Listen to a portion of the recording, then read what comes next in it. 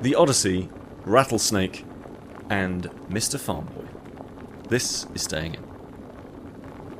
I've got a question for Pete. Yep, hi, it's me. It's a very important one. Did you rub the dog's nose? I did not. So I was in Edinburgh, and there is wee Bobby. You didn't let that percolate at all, because Dan's face was absolutely agog. Yeah, you didn't even give me chance to scroll through my brain of all the possible things it could have been. What kind of euphemism is this? Yeah. I was up in Edinburgh, and they have this There was this little dog called Wee Bobby, and he is kind of like an iconic character of Edinburgh, and it's a very sad origin story. He belonged to a human, and then their human died, and then they went and sat by their grave for years on end, and they slept by their grave for years on end. And it's kind of become and he became like a really massive celebrity, and he was fed, and everybody really loved him. And then he became such a big deal that they built a statue out of him. And then on the statue, which is made of, I think, bronze, people rub wee Bobby's nose for good luck. And unfortunately, it's meaning that the rest of him is one colour, and then his nose is just like this really rubbed colour. And it's sort of damaging the statue. But isn't that quite common? Like, isn't there, when we were in Prague, isn't there a statue of Richard Nixon, and isn't his genital region bronze because people touched that out of spite? Okay, yeah. I thought you were going to mention the ancient Greek sculpture that where you rub the foot and the foot has become rubbed away. But you've gone with the highest brow that we could have gone with. Was that? Was that a thing? Am I imagining that? Let's just assume it was a thing, and if it isn't a thing, people can just go, I know what Pete's talking about. I have no idea what you're talking about. Yeah, I don't remember that at all, Sam. Obviously, because of this, I've been playing a lot of portable games, and actually I've been doing tons of portable game stuff, generally, just doing getting the Steam Deck out. Whipping the old Steam Deck out. I'm playing on my mobile phone as well. With your thing. Did you get that out in Edinburgh? I didn't get that out in Edinburgh. I actually didn't. What's the point? I know. I played some games on the flight. I'll probably talk about them at some point. But one of the other good things about Steam Deck is it allows me to play games that are audiobook games, right? Because that kind of format and factor actually works really nicely for, I just want to sit on the couch, put my headphones on, listen to an audiobook, and play something else that is a little bit mindless. And that is where the video game Mr. Farmboy comes in. So, oh my God. Yeah. So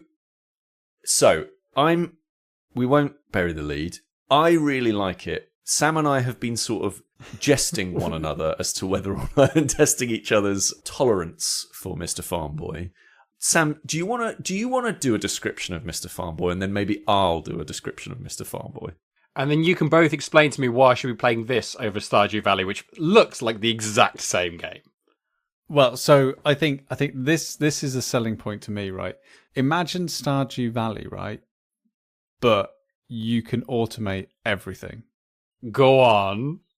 What the game is actually about is optimization and, more importantly, gentrification and global commercialism. It's the Stardew Valley I would design.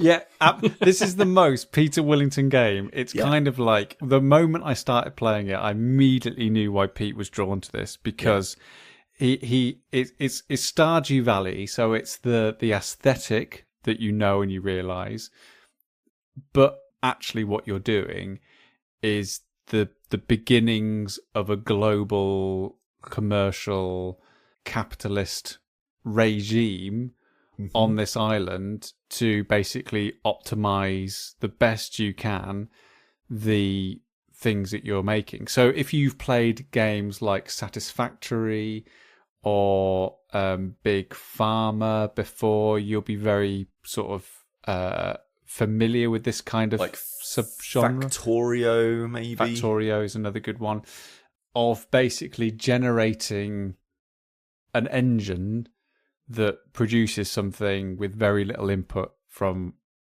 yourself. Yep.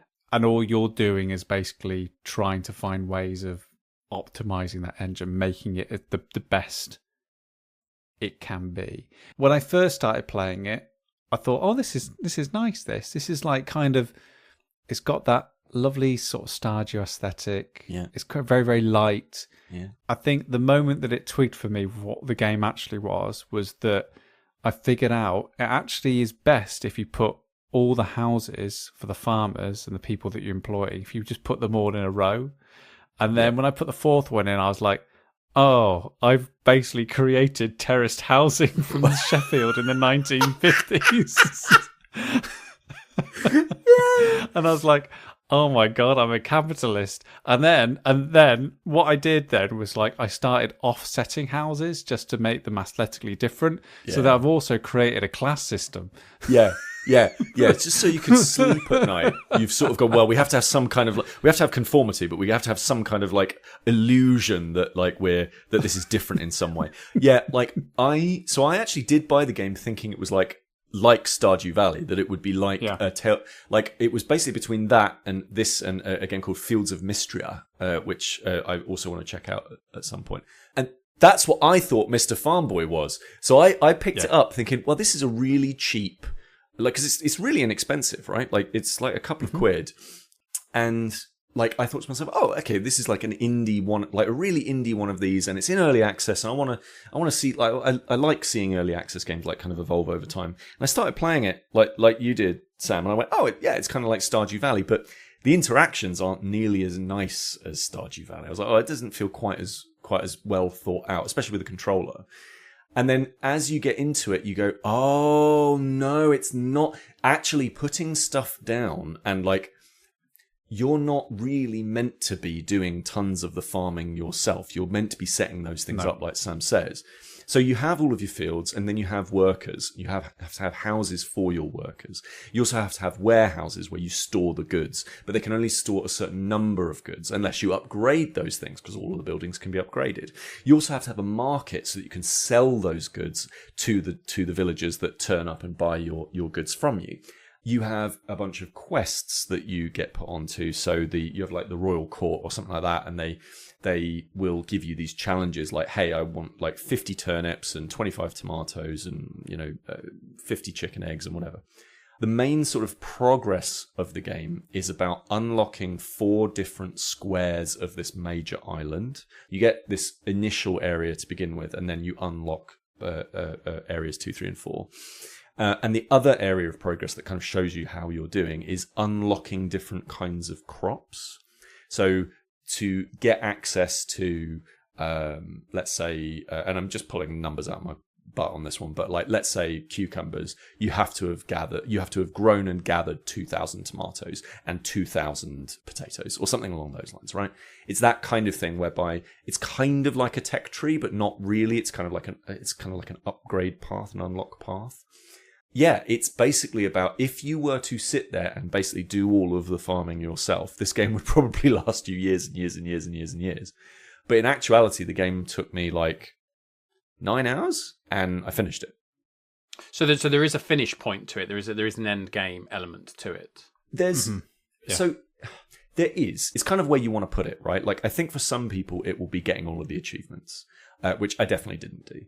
For me, it was about getting all the way to the end of the crops being unlocked and basically upgrading all of my islands so that I saw all of the different things that were in the game. But the actual like achievements and stuff, some of them I was like, there's no way I'm going to be able to get to that in a reasonable amount of time. And it's also about, it has a bit of that Factorio thing of, it's nice to see a system working sometimes. So a lot of the thing that I've been seeing in the Steam community about this game is people coming up with like hyper optimized builds. and being like, I put this here and this here and this here, and it looks really aesthetically pleasing, but it looks really cool in motion, and you can see the numbers going up, and you can see the flow of the value moving through the value chain. And I know that's like really like dull business sort of stuff, but it is really cool to see how these systems that you create kind of interact. And then it's like a hyper capitalism simulator of like suddenly you have this mega farm, and you're like, right, okay, we need to get like 700 potatoes out of the ground here. How are we going to do that? Okay, well, I'll build this house here, and I'll build the market over here, and I'll build the warehouse here, and this one's going to be a really huge plot of land, because these potatoes take a really long time to grow, and they don't take as long to grow as, let's say, for example, the strawberries. But I know I'm going to need loads of potatoes. They keep coming up as things that I need to grow, so I'm going to have loads of these going on. I'm also going to go over here and chop down a bunch of these trees and get some forest workers to keep chopping these trees down so that I can have enough materials to build these buildings with as well. I'm going to put the market stall here because it means that when people come in from the village, they can pick up stuff really, really quickly, and I can basically speed up the rate at which I earn the money. It's the same thing over and over and over and over again. Just to be clear, like it is that it doesn't have this mega story or anything along those lines. It is still in early access. They are talking about doing a Switch version publicly, which I think is cool. I think this will do quite nicely on Switch. I would love to see a mobile version. I think it could do really well there as well. And it is interesting to see it develop. I think it's also I think it's a very small team. It might even be one person. Will I return to it? Like, I think I will much later on down the line. I'm really looking forward to the email that I will receive from Valve saying this game is now in 1.0. Like, I will definitely return to the game at 1.0 and see like what changed. Because there's definitely a point, isn't there, where you kind of the automation is working to such an amazing extent that the money is just absolutely pouring in, flooding and pouring in, and it's kind of like, I know I need to move on to this bit here, but I am just going to sit here and wait for the amount of money that I'm making to times by 10, and then I'll start working on the next objective. Yeah, because that's what I was thinking. Because I remember a game that you've had me play before, Adventure Capitalist, which is basically watching numbers go up. And it is very satisfying to see those numbers go up faster and faster and faster. And it gets to the point where the game just becomes, I'm just watching these numbers go up. And that point, your brain kind of goes, hang on a minute. What am I actually doing here? I'm actually not playing this game anymore.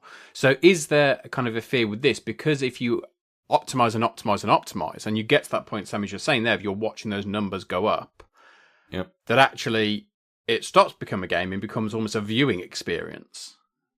So I think yes and no.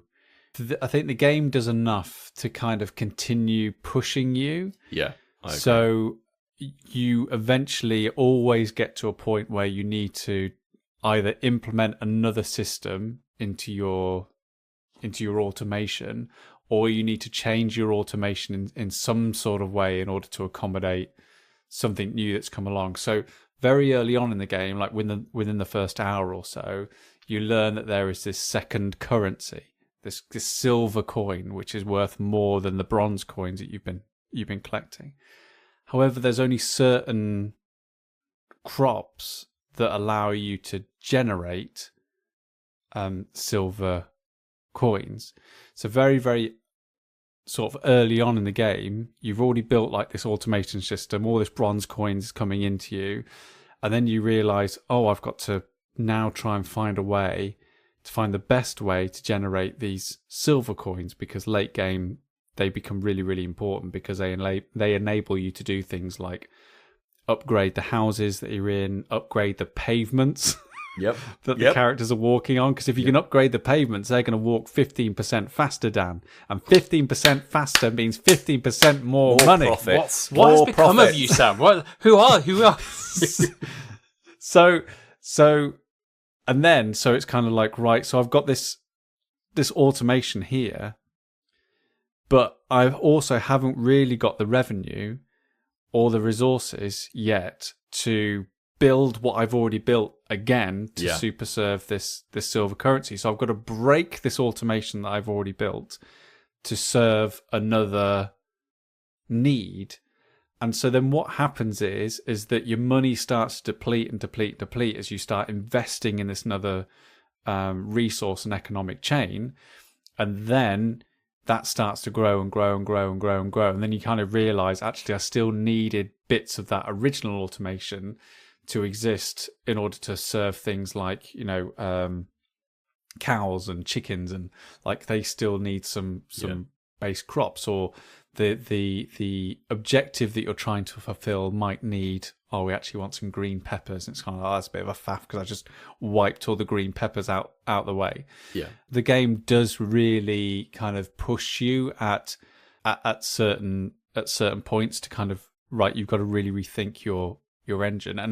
And I think for me, the one thing that is beneficial in terms of, if I was going to say, all right, this is where actually I kind of prefer the interaction to something like Stardew Valley. And I thought the moment I saw this, I thought of you, Dan. You till the soil, so you make the farm soil, you plant the seed, and you water that seed, and you chop it down and you gather it just by holding one single button. That sounds very pleasing. And as you walk along, as you're walking along, you're just pressing and holding one button and doing all that. Yeah. As you're doing it. So it's brilliant because there's sometimes when you're just like, well, I'll just do it myself. you just till in the field, because you can get upgrades which allow you to move much faster than your workers. Yeah. And your farmers only plant the last thing that you planted in a field, so you always have to establish a field first. But sometimes it is just quicker that you can do it yourself, but it's just so easy because you're just pressing one button and just literally going up and down rows, planting all the stuff, which, unlike Stardew Valley, which is always a thing that incensed me about Stardew Valley, that was kind of like, right now I've got to equip the watering can, I know. Water it, fill it up with water, right now I've got to equip the hoe, right, till it, right, all that kind of stuff. Yeah, and it is oddly satisfying. Like, as you say, like that's also part of the appeal, like sitting back and like watching this oddly satisfying dance of capitalism moving forward. Like the zoom, it's really interesting actually. At the start of the game, you get like, you can really zoom in and out of the game like to a massive degree. And my first like thought of it is like, why do you need to see this level of vision? Like it seems like way too far zoomed out. But actually, when you go all the way out after like 2 or 3 hours of playing, you're like, oh, this is really cool. This is like seeing the ants do the thing, right? Like it is really cool. And it's not an idle game, though I will say I'm really interested in idle games at the moment. I'm playing a game called Cast and Chill, which I'll talk about at some point on the podcast, I'm sure. But like, it is definitely more than an idle game. It has bits of it whereby you can just watch it progress, but you can just watch it do its thing, I should say, but it won't progress without your involvement. And it's also not a clicker, right? It's not like a venture capitalist or something along those lines, whereby like it's click, click, click, click, click. Like you have to, you have to do this one thing to kind of push these numbers up or something. But it does have that thing of a clicker of optimizing for percentages. As Sam said, like you can, each percentage increase of potential quality of crop that you make means that you might have a tiny fraction more money for each crop that you sell. But when you're selling thousands of them, that number stacks and stacks and stacks and stacks. And so you're optimizing for every little bit of the thing. It's a really cool game. Like I don't want to oversell it. Like it's not going to like, it's not groundbreaking. It's not anything along those lines. It's one of those games whereby if you watch a video of somebody playing it for 30 seconds and you go, that's what the game is about. If that appeals in some way, or it feels like it's scratching a bit of your brain in some way, it's a very nice way to pass a dozen or so hours. So Sam, you've been doing some internet research. How have you found the statue that you're talking about? I got the city wrong. It was Budapest. Ah, And I got the president wrong. It was Reagan. Right. And I also got... Go on. So basically, he couldn't find it. He's now since found a completely separate thing that he's trying to retroactively fit into the story. There was a statue. I remember it when we were in Budapest, and it was like two presidents like walking towards each other, and it was to symbolise, the part that the US played in removing the Soviets from the city. But the only thing I can find is a Ronald Reagan statue that's he's got gold hands, because as people walk past, they shake his hand, right? And so his hands have gone gold, a bit like Wee Bobby's nose. But yeah, I can't. More searching required for the. Your internet history is just going to be a disaster, isn't it, from here on out? Oh, it's already gone. And I also saw puffins in Edinburgh. I managed to see puffins and gannets, which was really lovely. Was there a particular reason you headed up north? Or was there a particular event or anything, or was it just to take in the sights and sounds of the wonderful city of Edinburgh? Yeah. So Alex said that she said, babe, do you want to go go on a nice holiday together? I was like, yeah, sounds great. Like, we want to do more traveling. Yeah, sounds great. Where were you thinking? I was thinking maybe Berlin. And I went, yeah, okay, Berlin. That fantastic. That sounds good. Yeah, I'd be well up for that. Practice my German. That'd be fantastic. Oh, brilliant. I'll have a think about that. A few days go by. Actually, I was not thinking Berlin. I was thinking maybe Edinburgh. I was like, oh, okay. What's the difference? Like it's quite a big difference there. Like, what's the thinking behind that? She said, well,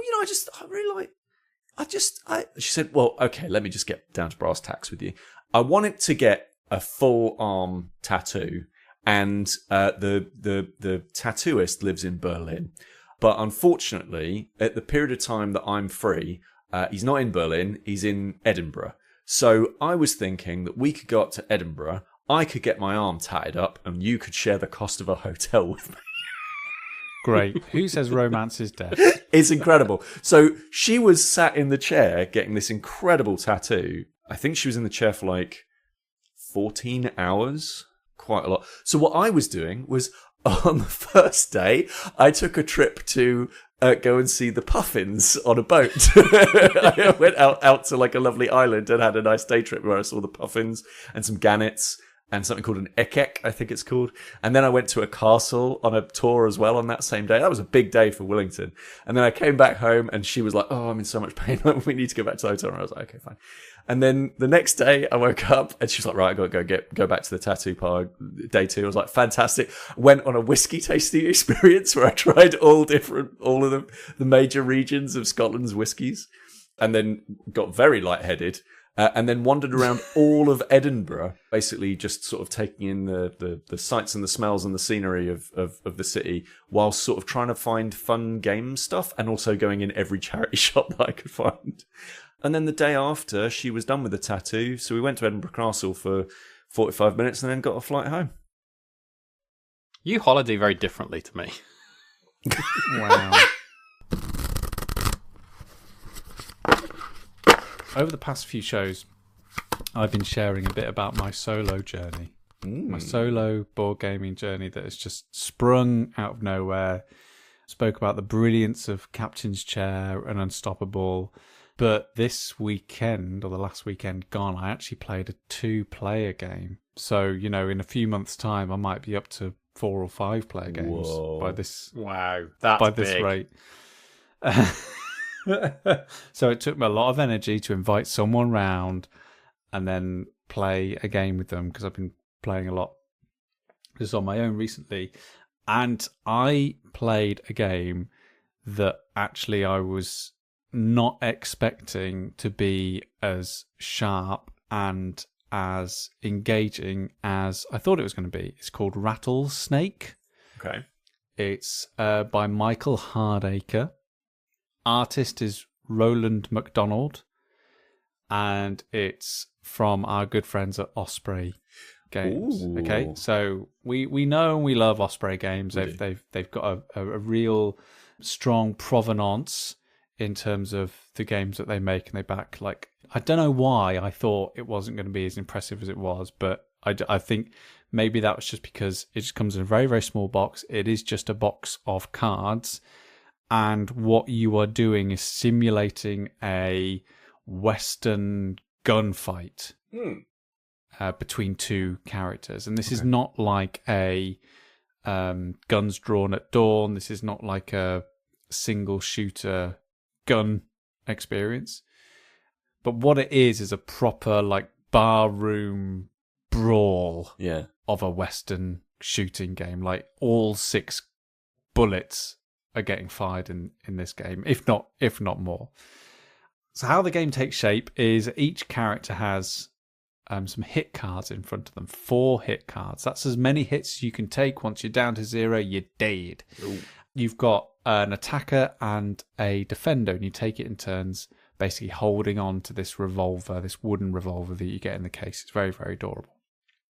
And everyone starts off with the same hand of cards from the start, and their cards numbered 1 to 5. And Dan will recognise a little bit about this because I think you've been playing Denup recently.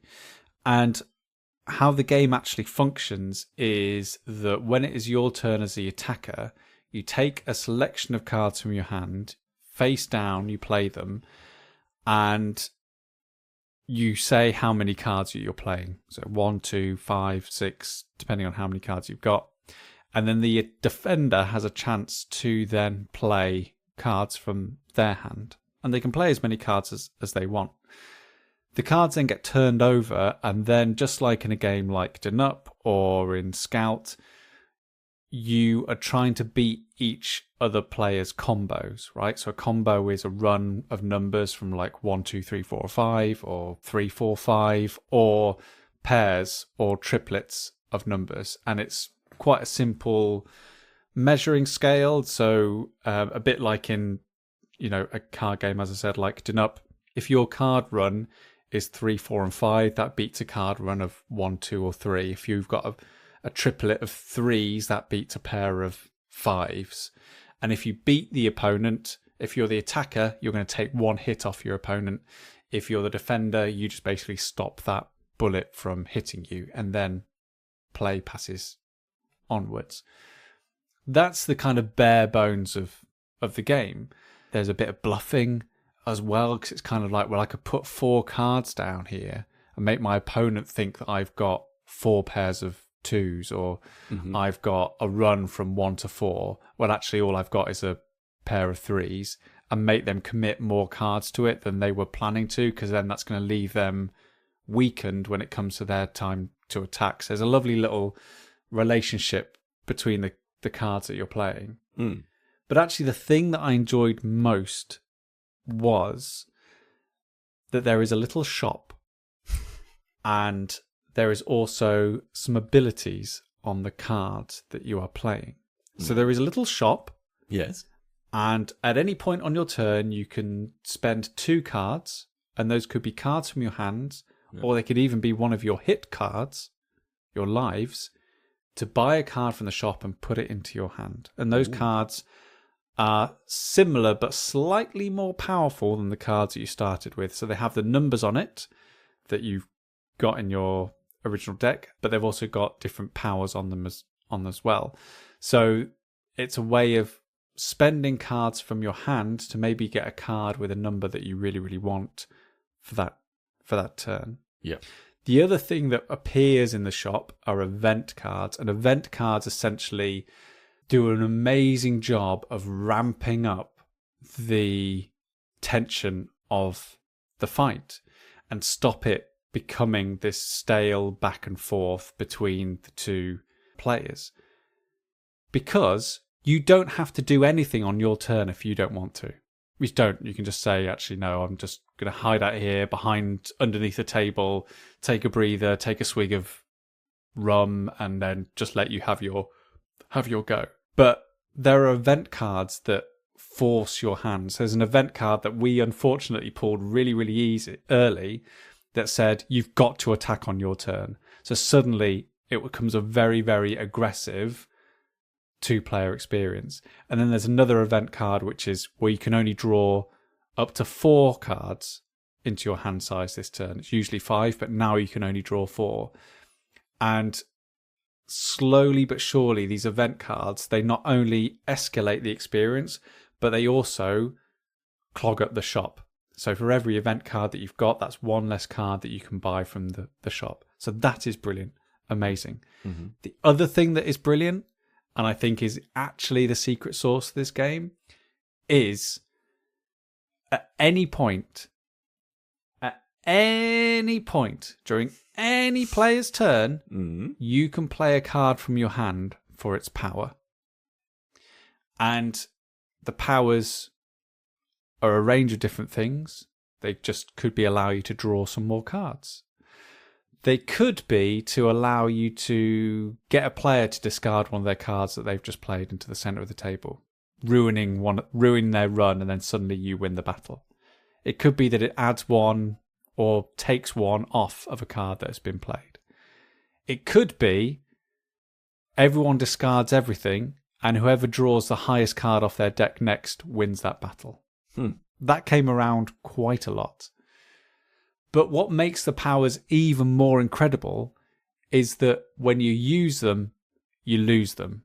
That card permanently goes out of your deck. You will never see that card again. And it's no coincidence that the better powers come in the better numbered cards. So 5 cards are worth a load, but they also obviously are really advantageous when it comes to helping win battles and duels. So there is always that conundrum of, I could just spend this card. I've got a perfect run here of 1, 2, 3, 4, or 5. That's going to beat anything that either of you could place up here. But I could also use this power. But then I'm going to have to get rid of that card permanently, and it just goes off into the graveyard, into the side. And the minute we sort of started really delving into that play and that style of, there's that thing that you talk about often in RPGs, Pete, where you talk about, you play them. What is it? You play your character like you know they're going to die. You like play them. You run them like you stole them. You run them like you stole them.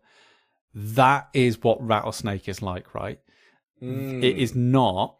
On the face of it, you think it's this really intensive duel of hand management. And you think it's that Gunslingers at Dawn thing, right? You think it's that, like, who's going to make the first move here? Whose hand is twitching? Who's going down to their hip to pull their... No, it's an all-out, full-on, in the bar... Fisticuffs. All 6 fisticuffs, all 6 chambers rolling around the revolvers. Because if you're hanging on to those cards, trying to wait for the perfect combo, you are just not playing this game right.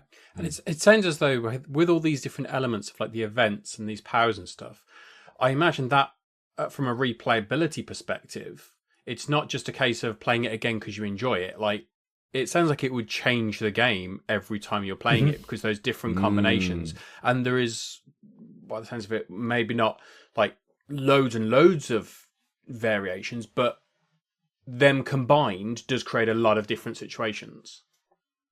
Yeah, absolutely. Because also you can kind of force those events to come out. Like, the more you buy from the shop, the more events are gonna come out. And that could be an absolutely viable way for you to skew the course of the game, right? Because you could be losing, and so an absolutely viable tactic would just be, right, I'm just gonna buy loads of stuff from the shop, get some events out, and see if they actually can help me bring some chaos into the proceedings and help me swing the course of the battle. And because those events go in at random, and you don't use all the events in every single game, like you pick several and some of them get returned to the box, you'd never know quite what those combinations are going to be like. The only thing that stick around from game to game is your starting set of cards, and that is it. And we played a game before this, and I think I'm going to cover it in a different podcast, because it's a 2-player game that comes from a group of Canadian designers, I think, called Pacts. And we were sat there and we were playing PAX, and this is this very, very intense area control game.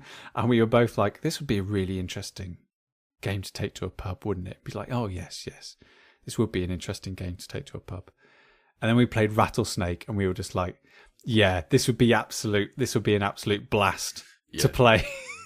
To play in a pub together. Like, you could just imagine it and see it. And I just love a game like this that forces you to really play fast and loose. And as I said, when we really embraced that chaos and we stopped trying to worry so much about the bluffing and the trying to get one up on our opponent, and it was just like, right, discard your cards, whoever gets the highest one wins, that's it. It was just an absolute blast. Yeah, it's great. I'm in a really weird headspace about Odyssey. About the Odyssey, sorry. Because the movie's coming out, and whenever anybody takes the book and adapts it into a movie, like, there's always going to be people who, like, old farts like me, saying, like, well, the book is better, right? And I know, obviously, the movie has been critically acclaimed in most areas. Most critics seem to think it's a very, very good movie. It's by Christopher Nolan. Sir Christopher Nolan. Yeah, doing very well. Yeah, and he previously did the movie about the spinning top. It's painful. It's painful to hear you talk about these things. Yeah. I mean, you're not wrong. The invention of... It's like he is someone who seemingly can do anything, so I wouldn't put it past him. But yes, he did Inception, which had as a motif the spinning top as part of that. Yeah, and it was very clever.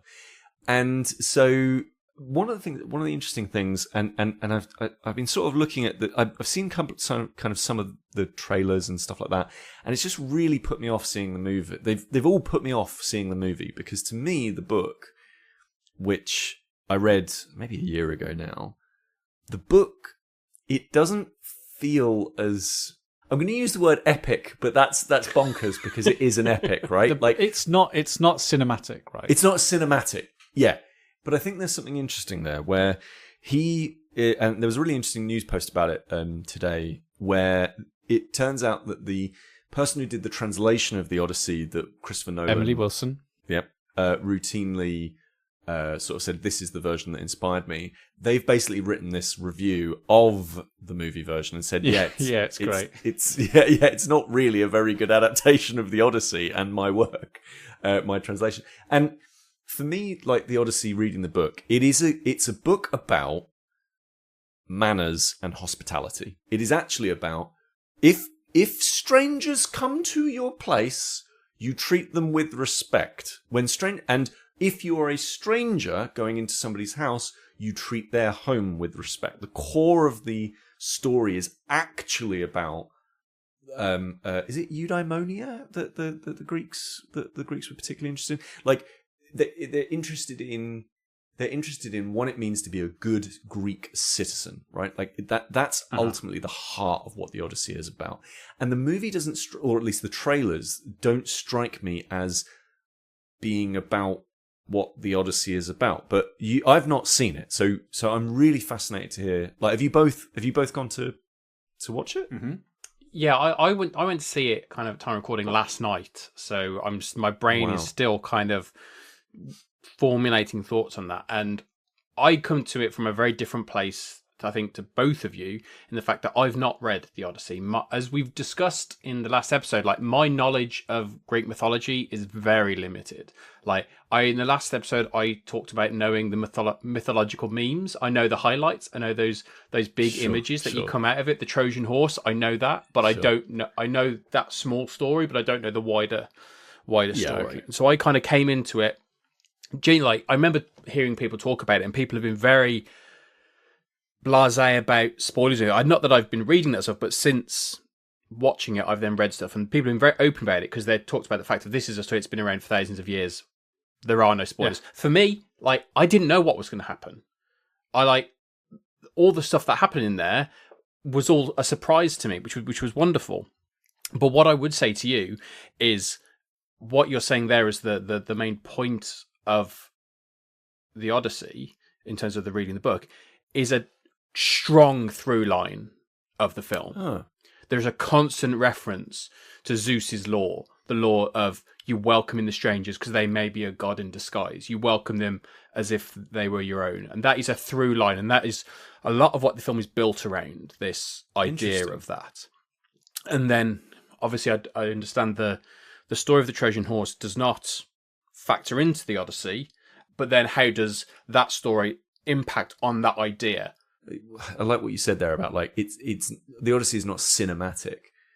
Like that, I think, is the thing that put me off. That's put me off watching this movie. And I guess my question is like, when I watch the trailers, it looks like the Eternals. Do you know what I mean? Yeah. Like, okay.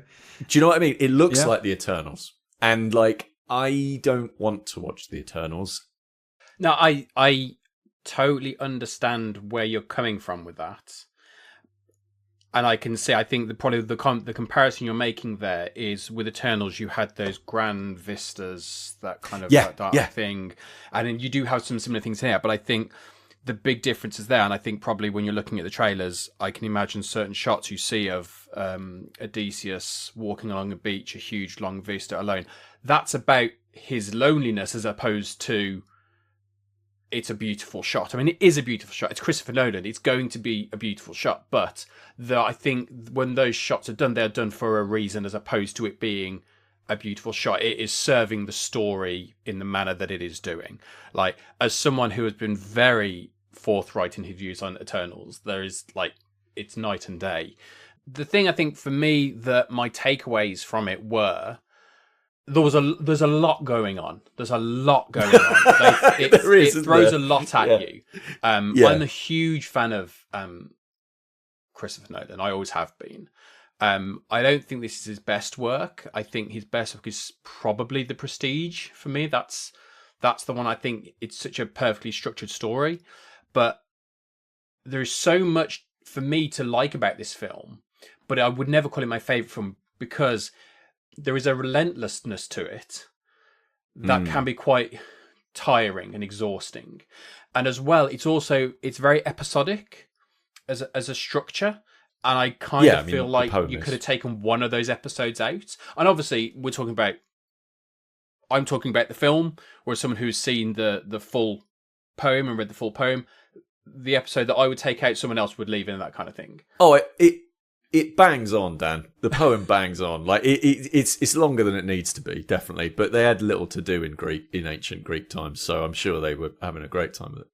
I think it is worthwhile talking about the kind of the filmmaking aspect of it as well. When I saw it announced he was doing the Odyssey, which to this day I still spell with 2 Ds because of my Oddworld history. Yes. I still, every time, if I try to write it, I'm like, no, it's 1D, Dad, it's 1D.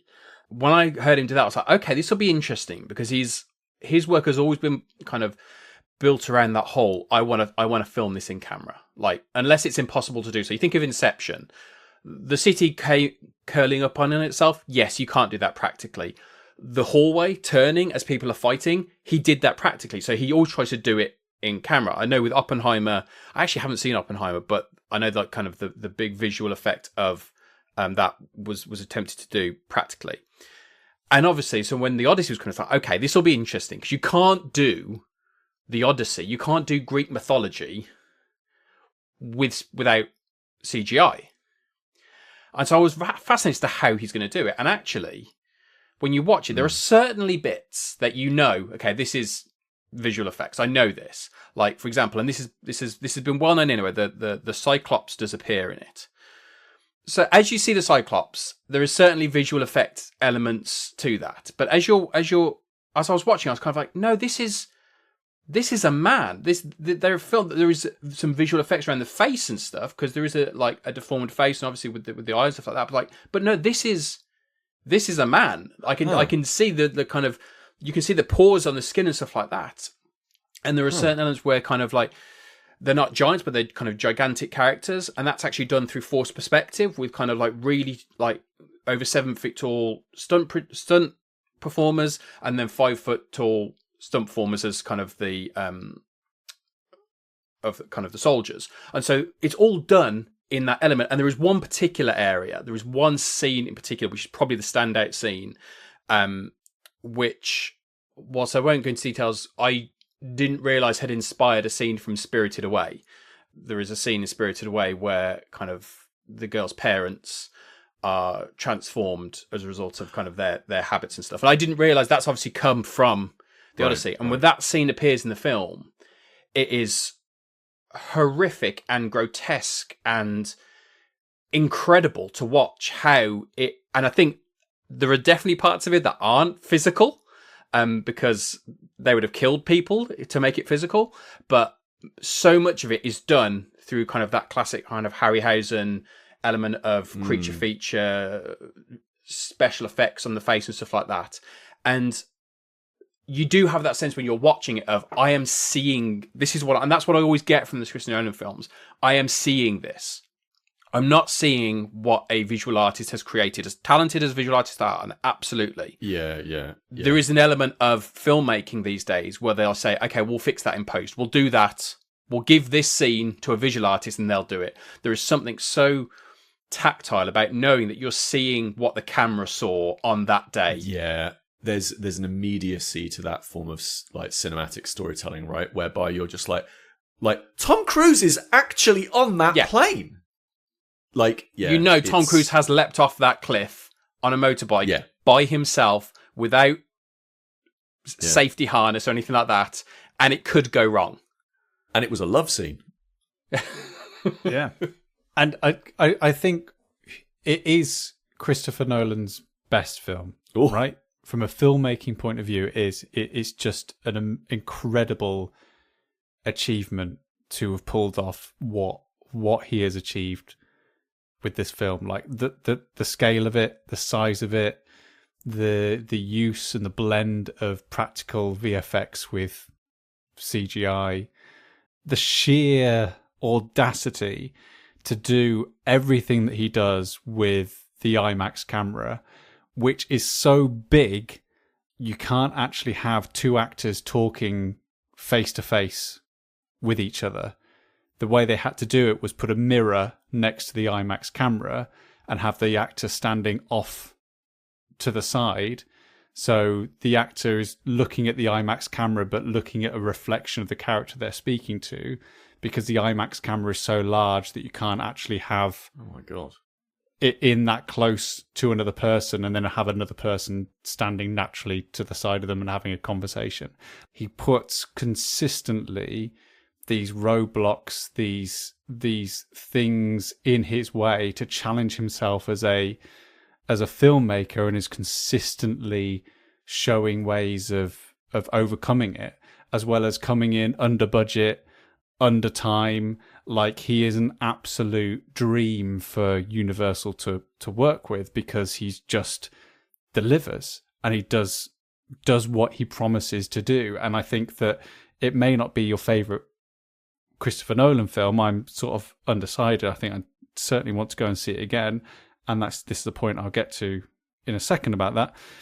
But I think from a filmmaking point of view, it's just incredible work. There are some scenes and some shots in this film, especially around the character of Agamemnon, which I think are some of the most audacious scenes and elements of storytelling that I've seen on screen in a long time. And I think specifically when he delves into those aspects of body horror, is you're just seeing a filmmaker play with tone and structure and pacing and just absolutely being the master of it.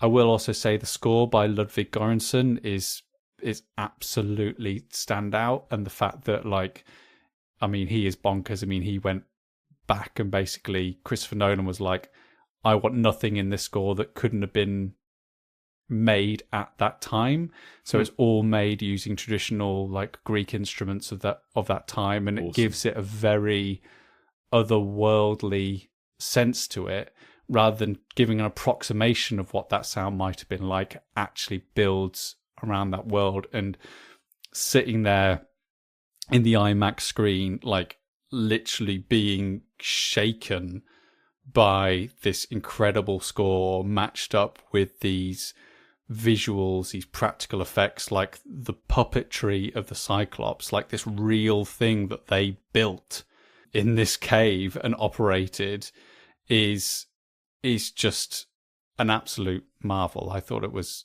from a filmmaking point of view, I thought it was astounding. The final thing I just wanted to mention, and it was something that I noticed. I saw this last night. It'd be about a week and a half after the film came out. So you've gone past the people who wanted to see it day one and pre-order and that stuff. And I sat down in the cinema, and the cinema was still packed. So firstly, amazing that I couldn't go to see an IMAX. I don't really have one that's feasible for me to get to. So I was in a normal cinema. Don't get me wrong. The seats still shook from the audio in a normal cinema, but it's wonderful that like a week and a half later, the cinemas are still getting packed out. But what I was really taken by was as I looked around, so I go to cinema by myself, but as I looked around, there was every single different demographic of person in the cinema, of all kinds, old, young, kind of couples, singles, groups of friends, groups of family, and it's event cinema, and I can't think of many other films and directors who would be able to do that, who would attract in that kind of audience where everyone wants to see this. It's a film that people just want to experience, and I can't I was really taken as I looked around. I was like, I don't usually see this when I go to the cinema. Firstly, cinema might be half full or kind of a third full or something like that, and a lot of the time it's similar ages to me or a bit kind of roughly maybe a bit younger, sort of like that. They're kind of similar in my demographic, or if they're not, it's pretty much the same kind of demographic who are going there. But this was such a wide kind of canvas of people that it just speaks to the nature of the filmmaker and the nature of the film, that it does pull in everyone. I think my biggest beef with the film is the IMAX-ness of it. And so I've seen every single one of Christopher Nolan's films since Batman Begins in IMAX. And they've steadily gone from, this has one scene in IMAX in it. Yeah. The opening of The Dark Knight is an IMAX thing. That's it. Right. To now being the Odyssey being the first film ever shot entirely on an IMAX 70mm camera. Other films like Dune are not shot with an IMAX camera, but they are then sort of retrofitted to be on an IMAX screen. And so I saw it in IMAX, but I didn't see it in the right IMAX, because there's only 3 cinemas in the whole of the UK that are actually showing the Odyssey in the way that Christopher Nolan intended to, right? Which is IMAX 70mm. And there's just something about that really bugs me. And the reason why it bothers me so much is that I don't think he ever made concessions for the general, what you call the general cinema going experience. Like, he shot it on very, very purposely on a 70mm IMAX camera. He wants people to go and see it in a 70mm IMAX screen. Mm-hmm. And I don't think he did a second edit for a quote-unquote general cinema release. Part of me is like, wow, what a wonderful attitude to have. Like, what this is the specific way I want you to enjoy this thing. Like, what an incredible vision to have. Like, part of me is like that. And then the other part of me is like, get over yourself. You're a filmmaker, right? Like, yeah. I'm kind of in. I think I sort of equate it to the time that I saw Claude Monet's Water Lilies in the flesh for the first time. And like, so I'd seen that in, you see that when you're pictures, a child in books or whatever, just like pictures, just like, oh, that's quite a nice picture of water lilies. Yeah. And then where was I? I think I was in the Museum of Modern Art, the MoMA in New York, and you realise that Claude Monet's Water Lilies is like this 13-foot tall. I mean, don't rely on my memory of things. I thought there was a Richard Nixon gold-groined statue in Budapest. Yeah, but you realise it's actually this gargantuan, it's massive piece of work that's almost the size of a house and wraps around 3 walls, and you're just like engulfed in this amazing, incredible artwork that this bonkers guy did because he loved water lilies so much. And it's like, right, I get it. Like, that's the way you intended your art to be seen, and I'm blown away, and it's incredible, but I will never get to see it in that way again. And every time after this will now be inferior because it's not how you intended it to be seen. Again, fine, right? Like it's like, yes, it's fine. It's fine. But also, like it does mean that, like, if you want to see the water lilies as they are meant to be seen, then you have to travel and go and see it, right? Great. How many of these IMAX cinemas are there in, shall we say, France? Right? How many are there in, shall we say, Canada? Right? Because the majority of IMAX cinemas exist in the US. Like, the vast majority of them, right? And that's, again, cool.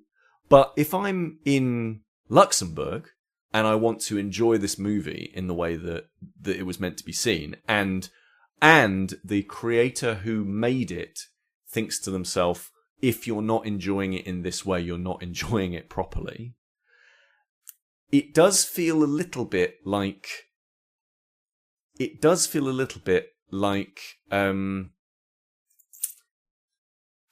Marie Antoinette thing of, well, if they don't have bread, why not let them have cake, right? It's like, oh, well, if you people don't know, if you people can't enjoy this movie, what is even going on? So, I want to make you this incredible movie that makes the Odyssey more approachable to people. But if you watch it in anything other than this way, that has 50 venues in the world that will be able to support IMAX, like, unless you do that, you're not really enjoying it, are you? I don't think it's okay to have... Basically, I don't think it's okay to create art and say, I'm making it for the people, and then saying, but only in this very specific way that the people can't actually access. But what I would say is, what's the better option here? What's the better option? A director who says, okay, not many people will be able to go see it in IMAX. I'm going to make it for the wider audience, and then we'll retrofit it up into IMAX, where it's not going to be as good. Or I'm going to make it for the IMAX so people can see this incredible piece of work in this most incredible scenario. And if you can't get to it, we'll also put it into the smaller cinemas where it's not to the same level, but it is still all there. Which is the better option? Yeah. I'd argue the better option is to have the option of the great IMAX experience. And if you can't make it, you can still go to a good cinema. And cinemas can range between good and bad depending on which ones you go to. For me, either is fine, but the creator can't then say, but if you're enjoying it in some other way, if you're enjoying my work in this specific way, like, for example, watching it on your mobile telephone, you're not really watching a movie. I don't think you get to I mean, I'm not against that argument, well, really. I am. As somebody who looks at it, I put my phone really close to my face, and it looks like a really big screen. I wear a VR headset. The way it was meant to be watched. Okay, well, it sounds like I've misjudged it then from the trailers. It sounds like maybe the trailers don't quite do it the justice that perhaps the movie version does.